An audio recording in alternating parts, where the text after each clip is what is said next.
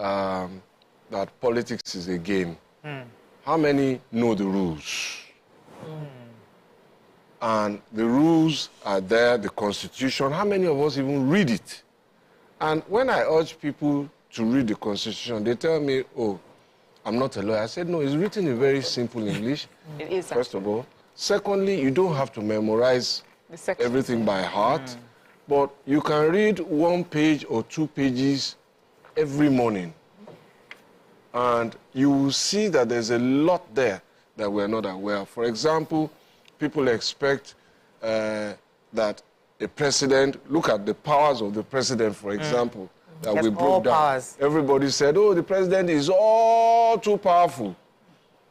And all presidents have been. In fact, some have said Nigerian president is the most powerful. But going through the Constitution, you see that the president is mentioned about 48 or 49 times in the edition of the Constitution that I used for the book before the last amendment of the Constitution in 2023. And in all of those places, we seem to have conflicted the powers, his duties, and functions all together and aggregated all of them as powers.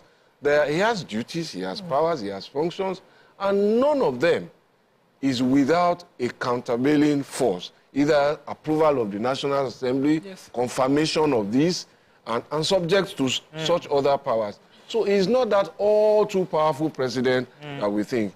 And then unlike the United States, where one of their vice presidents famously described himself, I believe, as a spare tire, our vice president is not a spare tire. Wow. The Constitution makes very clear provisions. He's chairman of the National Economic Council, which is a very, very big institution for advising the president on economic matters. The framers of that Constitution deliberately separated economic responsibilities in terms of preparation and advisory work and gave it to the vice president. He's chairman of the Boundaries Commission. He's also chairman of the National Council on Privatization, amongst other agencies that even statutes give him responsibility to assist the president.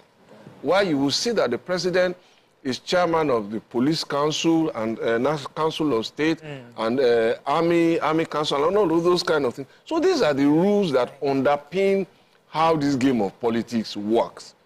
And so we are not necessarily the same with other countries. I don't know how many other countries have it in their constitution, for example, that every state must have a nominee in the Federal Executive Council. And so when we're in a hurry for the president to quickly pick all of his team members, we start comparing our process with that of other countries where the president is not under obligation to pick from every state. So how many presidents come and know who is from which state? Now, what goes on in each state? There are internal arrangements there where, for example, I think I heard on your program, for example, where there was a narrative about how many ministers had come from a particular senatorial district. Those things are internal politics of each state, rotated. So if the governor comes from the east, the minister must come from west.